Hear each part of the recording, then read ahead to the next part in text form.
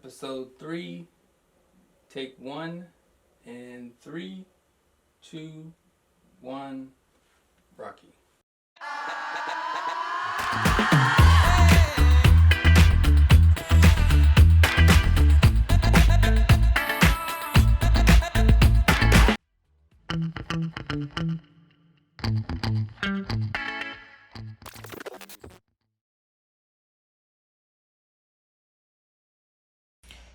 Hi, folks. Thank you for tuning in to the Starving Artist podcast, bringing you meaningful artistic conversations on a bi-weekly basis, like some of your paychecks.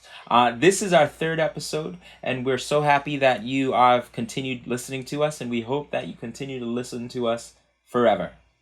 Hopefully. But we really appreciate all the love and support that you've granted to us through the social media means, whether it's Instagram or YouTube, watching our episodes and our dance battles. So we certainly really appreciate it. Our last episode was our second, where we interviewed Sonia Tene Fort, and she essentially took us through her artistic process, her home lifestyle and the influences of that, as well as quite a few gems as to how you can certainly make a pathway for yourself in the photography field in the Boston area. So I am your host, Rocky Cotard, an illustrator as well as a fine artist, and I'll give our other hosts, Xavier, starting with Xavier, the opportunity to introduce themselves. All right, people, this is Professor X.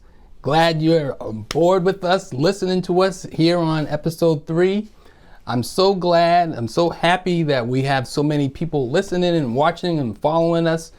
But I wanted to take the time to appreciate and to shout out those 2020 graduates. You know, this year has been so different, and it's been a pandemic and everyone's been going through it. And so I want to shout out the 2020 class.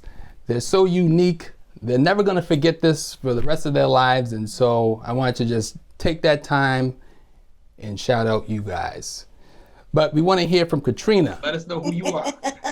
Well, my name is Katrina, and I'm not an artist per se, but I definitely have an appreciation for the arts. And so I'm here today primarily to be a moderator for the podcast. Thank you very much for your intros. We are extremely excited to share our stories with you and this episode, and to create a platform for other artists to share their stories. You can watch this entire podcast on our YouTube channel at Starving Artists Podcast. You also see some funny bloopers and a dance battle between Rocky and Xavier, which I'm sure you'll find entertaining. You can also listen on SoundCloud at Starving Artists. You can connect with us on Instagram at starving_artist_podcast or on Facebook at starvingartist.fb.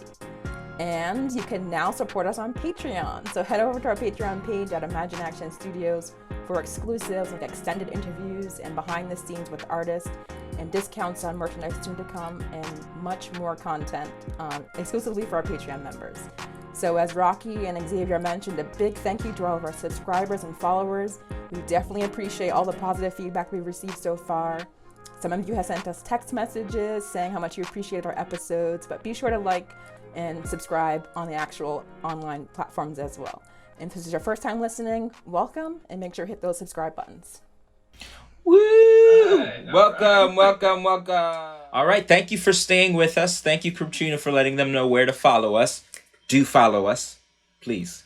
So today we have a very wonderful show, and the theme is really based around the term starving artist. And really, what does it mean? Is it real? Is it not? Is it just something somebody made up? And first we have Xavier, who's going to take us through the history pieces. And then we'll move on to Katrina, who'll give us an idea as to the stigmas. And then we'll come right back to me. And then I'll share with you some of the numbers and the financial pieces having to do with being a starving artist. So stay with us. And first we'll go with Xavier, who present to us on the history of starving artists. So Xavier, enlighten us on history. Okay. I really don't know where to start. The term is so broad. Doing some research, it kind of stemmed around the 1800s. So they said it kind of has like a 200-year really like a shelf life. But it's been applied to artists all throughout the centuries. And one of the prominent artists that it was displayed upon, or this term kind of was used with, was Michelangelo Buonarotti. And I can't say his last name because I'm not Italian. Maybe Katrina can enlighten us. But nope, Katrina's like, nah. We'll write it somewhere for y'all. Yeah. We'll put it on the screen. Maybe we can all say it phonetically. Buonarotti. Yeah.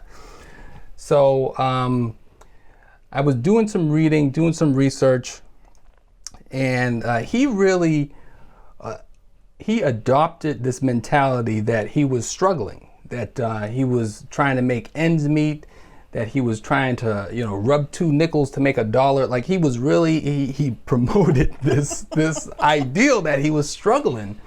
And this professor from Harvard, his name was Professor Hatfield, they did some digging and they did some unearthing on some of his bank records. They did some tracking of the Sistine Chapel, which everyone knows is this beautiful painting. He really changed the game. People weren't painting on ceilings, So they found out that his net worth was over $47 billion. During that time? I'm sorry, $47 million. I'm like, billion. Million with an M, That's still a lot of money, but not billion. Yeah. He's just a millionaire. just a million, So he really set the tone, and a lot of people are surprised that he made so much money. I was surprised when I heard that he made so much money, and I was like, why am I so surprised that he made so much money? But he was a businessman. He really used his talents, and so I got a lot from doing this research, but I don't want to take up too much of the time. I kind of want to hear what Katrina had to say, or what she has to say, and kind of where her research led her. Yeah. So $47 million? 47 million. 47 million during this time, or like during his time? Because 47 million during his time rate is like a billion. Yeah. Now. So maybe it was billion with the B by now. Yeah. I mean, it was like the 15th, 16th century, somewhere in there. I mean, the period of Renaissance artists, the Ninja Turtles, the Donatello, the Leonardo, the Raphael. I love Leonardo too. We can go into a whole segment about Leonardo. Is it that he thought he was broke and he was not? Or he was pretending to be broke. He could have been pretending. But he was getting commissions, and people thought of artists as during that time as laborers, like manual laborers, and so they were kind of looked down upon. Like he probably is not making a lot of money, so But he was a businessman. He really took advantage of his talents, and I'm curious how much he made for the David and Sistine Chapel alone. Yeah, people pay the big bucks for the religious imagery. Yeah, yeah. So I mean, I don't know. I hope to be Michelangelo one day, or Rockangelo. So, what about I'm thinking about some of the stigma and how it has such a negative connotation to this day. We're thinking about in the past, and I'm doing this research, but I found some stuff about what's going on nowadays, but maybe Katrina, maybe you can enlighten us with some of that. Okay, so as I mentioned before, I'm not an artist. I'm really more of an analytical or critical thinker. So when we started talking about this subject, my mind automatically went to what's the stigma behind the term starving artist.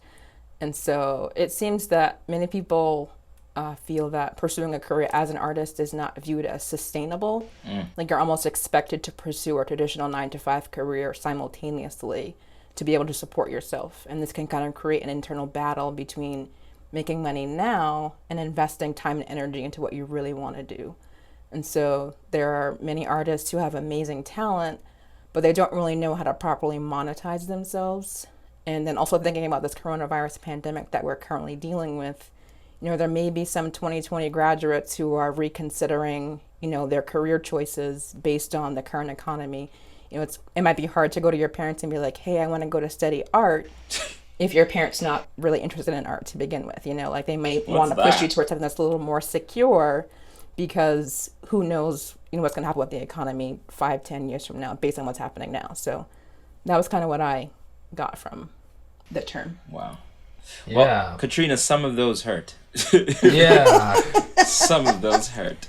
Some of them were true. Yeah. Too close. Too real. Too close to home. I imagine you'd come up with something that I could be like, nah, not true. Yeah. Yeah. The first point you made, I liked. When you talked about, what did you say? You said something about the stigma, and you mentioned how people's... Like it's not viewed as something that's sustainable. Sustainable, yes. Yeah. Yeah. And especially like parents, they want you to go the most secure route. Mm-hmm. They want to make sure that, when they're not around, you're going to be financially stable. You're going to be okay. They don't want to be worried. They don't want to think about, the unknown. You don't know how long you have to work to, be exposed to like not new talent, but like, so people will discover you. Like they just think it's too unknown. Yeah. Like it's too risky. There's no guarantees that you're gonna have a paycheck every week, as opposed to if you get a traditional 9 to 5, that for the most part you're expected to have money every week. I'll even say, like within my culture, it's definitely like there's like the 3 big ones. It's like you're a doctor, or you're a lawyer, or or an engineer. So those are the 3 ones. Like in specific Haitian culture, it's like in the house, parents would really like to have one, if not all 3 of those. Wow. So it's really interesting to be an artist, and even if you're thinking of the artist field, it's like, yeah, you should probably go into architecture, because that's something, But it's never thought of that the creative is the best route, because as you said, the money piece, it's just not. Imagined that it's not as strong. So definitely can connect to that piece. And I would say even within my household, it's interesting, just even culturally, that I'll even say that for me, those stigmas were definitely brought upon me. My parents were always kind of reassured that I would be successful because I put a lot of work into it. And not necessarily because they were confident in the field I was going into. They were like... That's an interesting distinction. Mm-hmm. Yeah. Be like, they think you're a hard worker, and they'll be like, he's going to be successful because of his personality, not because of what he's going into. Yeah. Because what he's going into is not going to work. that was there. Yeah. I mean, granted, there were times where they were like, what are you doing? But then they started to see it resemble stuff, and the recognition and the connections I was able to form, and that kind of bred like a confidence within the work that I was doing. Yeah. That's good. I don't think everybody gets to that point where they have their support and they have to just keep plugging away, hoping that eventually things will pan out. Mm-hmm. Yeah. Yeah, especially like, you said Haitian parents, but I feel like Black parents is the same way. Like, my parents were kind of the same way. They're like, it's a good hobby. Yeah. It's good. What's your fallback plan? Yeah. Yeah. But I can't really say that about my mom. My mom she's like an exceptionally positive person. And so, she worked hard where she got, and she was always encouraging me. Even my dad as well, but my mom, that's the first person I really think of, like pushing me to further. I remember she got me these specific pencils when I was like in the middle school, like they were called excuse me, getting choked up about it. Don't cry. Yes, you can. I'm kidding. She got me these special pencils, and I was like, I always remembered that moment. You know, we were doing like back to school shopping, but she got me these specific pencils, and I love those pencils. So, yeah. All you need is one person to believe in you. Yeah. And yourself. Yeah. You need to believe in yourself. That's true. Awesome. Do your friends make fun of you because you wear shirts that are ripped? Shirts that don't have color or anything cool on them? Are you known for being the one that wears all black all the time? How about you try one of these designs, guaranteed to make you at least 1% happier. Buy one for your friends, your mom, your dad, even your grandpa or grandma at rockycotard.com. Again, buy one for your friends, your mom, your dad, even your grandpa or grandma at Rocky. No.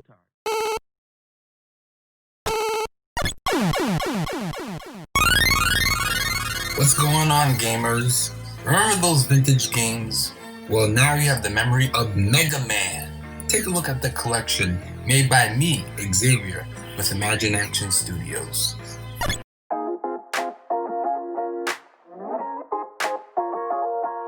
Well, I'm not.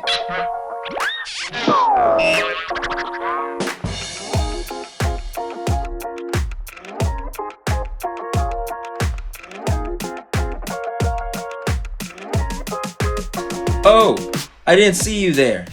Welcome back to the Starving Artist Podcast. Okay.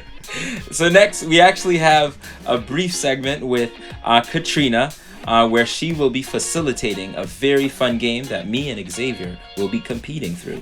Let's go. Okay, so this time we're going to do something a little bit different for you guys. It's going to be better if you're watching. So if you're listening on SoundCloud, I'm going to try to describe to you what's happening. But you definitely have a better view of this on YouTube. So we're going to do a game called QuickDraw McGraw. QuickDraw McGraw! We're going to give our artists here, or the ones who claim to be artists, the opportunity to draw something. The shape. I'm going to tell you what it is. You got 15 seconds. Best out of 3 wins. Okay. 15 seconds per drawing. Per drawing, yes. Easy. So, I do my drawings in 2. Yeah, the first item that you have to draw is a cupcake. Ooh, easy. I do this for... Are we judged on the how good the cupcake looks? Yeah, of course. Okay. It's gotta look like a cupcake. 3, okay. 2, 1, time. Show your drawings. Oh, I think mine looks better. Good. They're both pretty good. I like the cherry. I do like the Rocky cherry. got a cherry. I gotta give you a point for that. Yes! Gotta know. You got to know. Okay. The pressure. The next one is a top hat. Oh, Go. okay. Yeah, I feel like I can. Yep. No pressure. No pressure. 3, 2, 1. Show your drawings. Ha. Ooh, look at, wait a minute, you include a person's face. Yes, she I said did. top hat. With a beard. She just said the hat. Look at that feather. know. Look at that feather. That looks like a pilgrim hat. I will give you points for the feather, though. This looks like a leprechaun. That's not a top hat. Hey, don't judge the person. Judge the hat. For 15 seconds, that was pretty good. Okay. This is the tiebreaker. Tiebreaker. Tiebreaker. Okay. This is the tiebreaker. All right. Here we go. Draw a worm. What?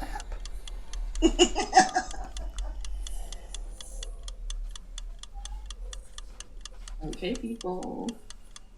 3, 2, 1. Show your drawings. Oh! Xavier's, yours look a little incomplete, but more detailed. It's kind of hard. Look at the face. Look at the face. Wait a minute, they don't even have faces like Hey, that. she said a don't think word. worms have Don't you eyes. judge mine. I don't think worms have eyes. Hey. Oh, that's true. Hey, is this based on reality? Xavier on the technicality. Good judgment. Rocky's gonna do some research Yeah, tonight. right. Like, do worms have eyes? I was going for cuteness. I was like, because she liked the cherry in the first one, so let me make this as cute as possible. That was fun. Yeah. That was fun. All right, folks, that was such a fun game. Thank you very much, Katrina. Obviously, I did not win, so I have some emotions about that, but we don't have enough time. Yep, so I will kind of move on to the next segment. So I wanted to connect with you all about how unstarved an artist can really be. And to start off my segment, I definitely want to let you all know that it is my belief that as an artist, if you exert intentional effort into developing a skill set of your own, you can get as much from it as you put in, whether it's hair, cooking, art making, whichever thing that you kind of decide to work hard and grow in the skill set, as well as developing a network, as well as displaying confidence in the work and speaking highly and having a lot of pride in the work that you do. I think those pieces certainly are things to consider that help to kind of dig you out of the starving artist stereotype kind of thing. So I also want to mention that there are certainly artists in the artistic world that are not as skillful but yet still succeed because they connect with their community and are consistent with their work. So to get you started, I wanted to kind of give you some, numbers and positions that people have had and speak on some grants about how some people, through that effort are able to, get out of that starving artist space. So one thing that I found to be interesting is the job field and how much an artist actually makes. So if you think about these different positions, granted, it's not all of them, right? So an art director, their salary can range from $42,000 to $163,000. And as an art director, you're really working with artist and defining the aesthetic of a particular magazine or book or illustration, kind of narrative, things like that, to really figure out an aesthetic that is cohesive. Then we move on to an art professor whose salaries generally can be from $45,000 to about $88,000, which is still pretty considerable. So definitely a living wage. And then animators and designers, we see that their wage can go from $35,000 to maybe even $82,000, and it goes on and on and on. So we can definitely see that there's a big gap in between those things. So the difference certainly from what I've seen has been the work that you put in, your consistency, and your passion for what you're doing. And I also wanted to kind of mention also the different grants that are available in the Boston area. We know that COVID-19 is still going on, so it's definitely a challenge. There are relief funds that you can apply to as an artist that can provide you with $500 to kind of help you ease the issues and the challenges of making art during this time. Otherwise, there's the New England Foundation for the Arts, which supports artist projects with $10,000 to maybe even $20,000 per project, community project. And then there's also the Mass Cultural Council, which funds artists from $1,500 to $15,000, which is a lot of money, right? That'd be nice. And they also have a $1,000 COVID relief fund for artists to make. So definitely a lot of supports out there that you can use to, not starve. So just to let you know of those pieces. So I don't know if you all have any questions or things y'all were wondering about that. Well, we'll definitely be posting those links in the show notes of the description. So if you're interested in what Rocky just said and you were like, oh, that was too fast, I didn't get to write it down, we'll have those.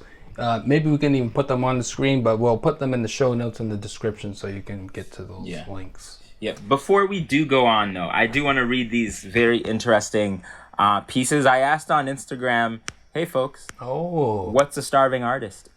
I like it. One response. What did the people say? This is what the people said. So one response was, you need a sandwich. So I thought that was pretty funny. Peanut butter and jelly?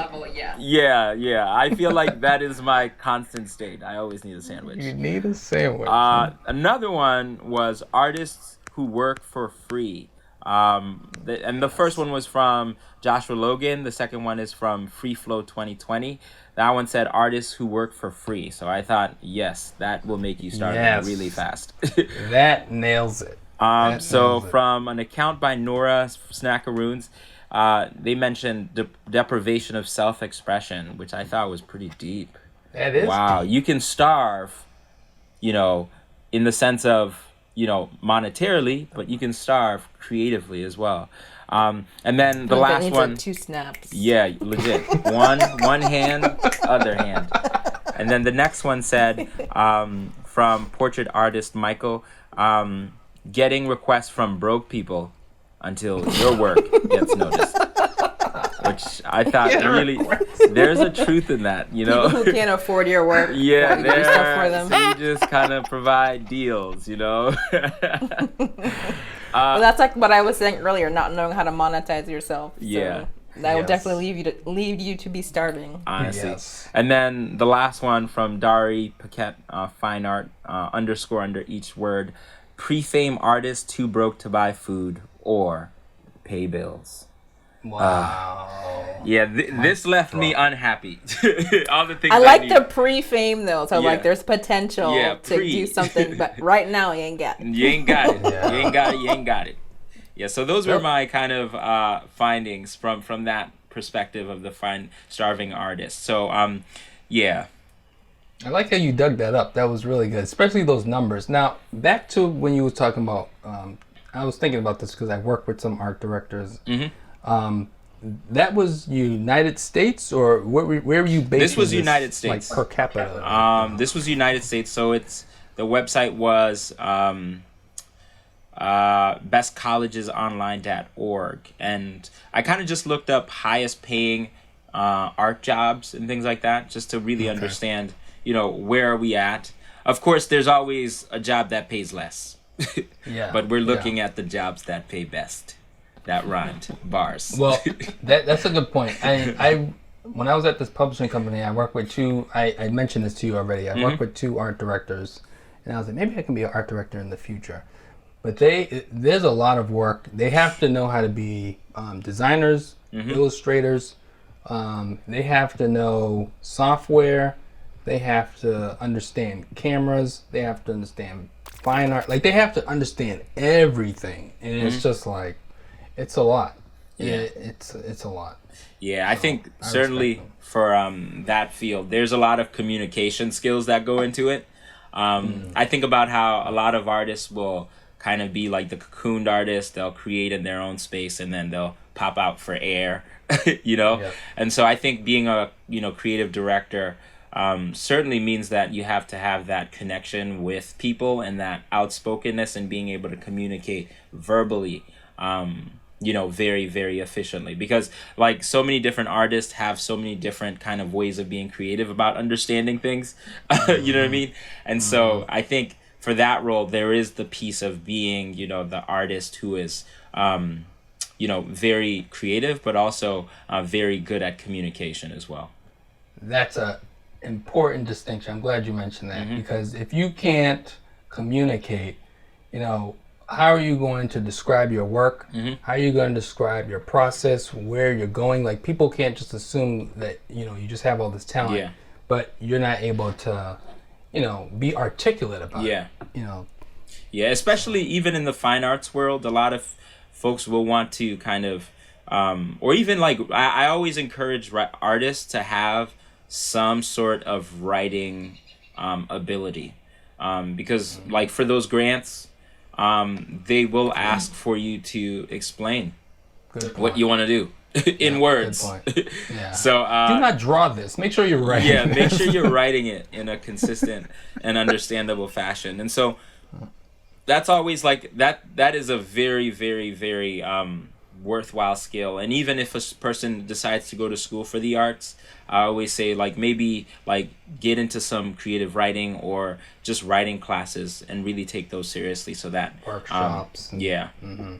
I think the communication piece is also important when you're going to justify what you do charge. You have to explain to a non-artist how much work is involved, or how much talent or you know, what you bring to the table and why you deserve what you're charging. Yep. And so if you can articulate that, they just see the number and say, I'll find somebody cheaper. Yeah. Yeah.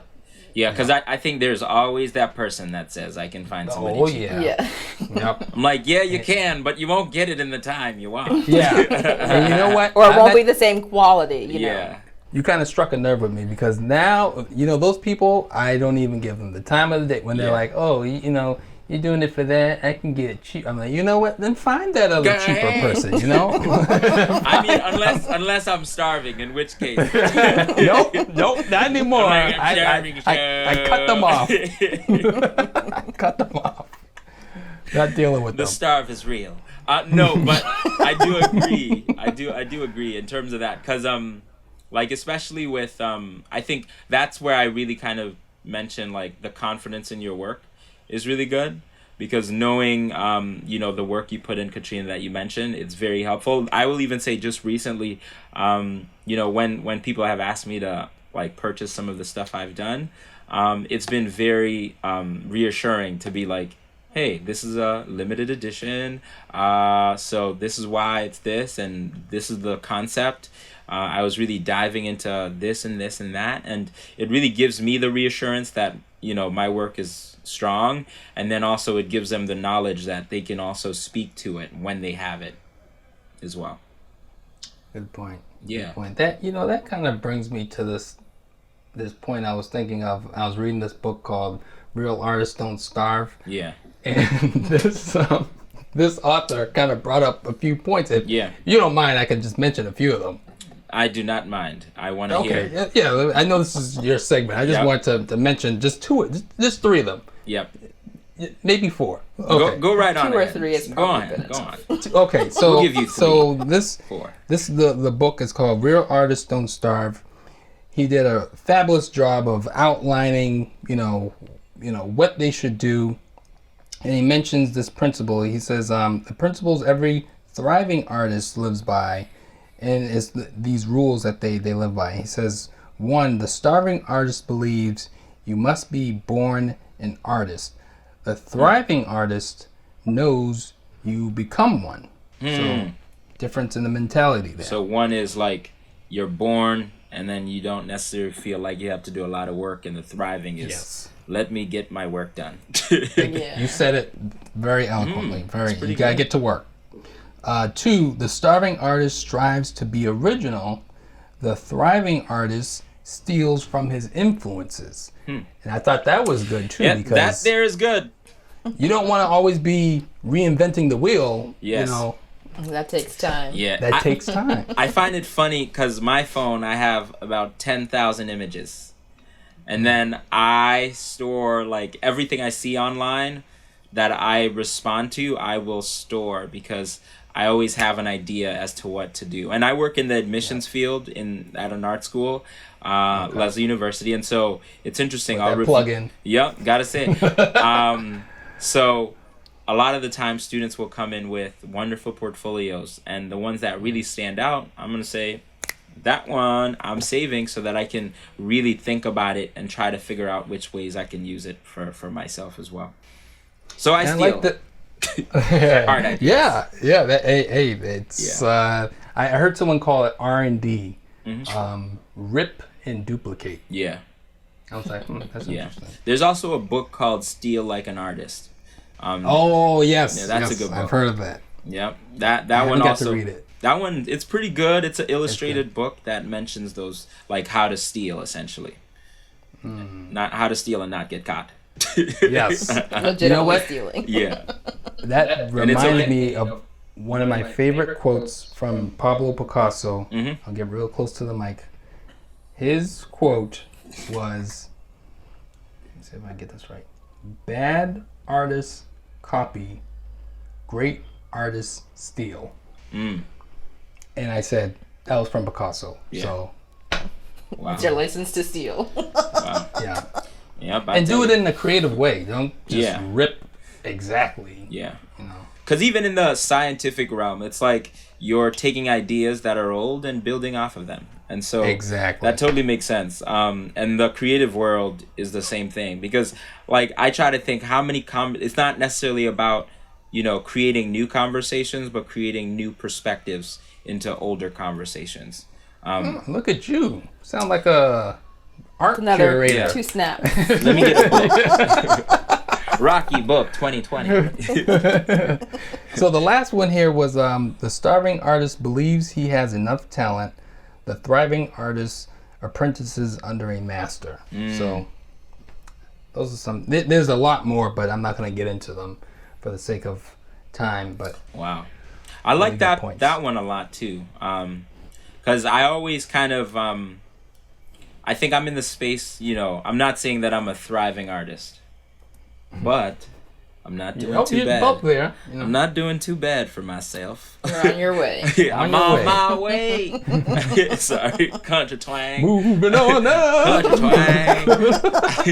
But I think like I genuinely appreciate art, like as an artist, and so love to dance. But it's like I always want to learn from people who are doing something the way that I want to do it. Wow, nice motorcycle. I think that kind of translates though in any field. Like you should always be learning to get better, and you shouldn't be the smartest person in the room. You should always be looking to, to progress and to reach higher. Mm-hmm. Although I will say, if I am the smartest person in the room, I know, right? I knew you were gonna say that. I'm not mad at that. Shoulder shrug. You shrugging the shoulder. Not mad at that. What's wrong with that? Yeah, I mean, no one wants to be, that person that's smug. But I do like that fact where you're always growing. Yeah.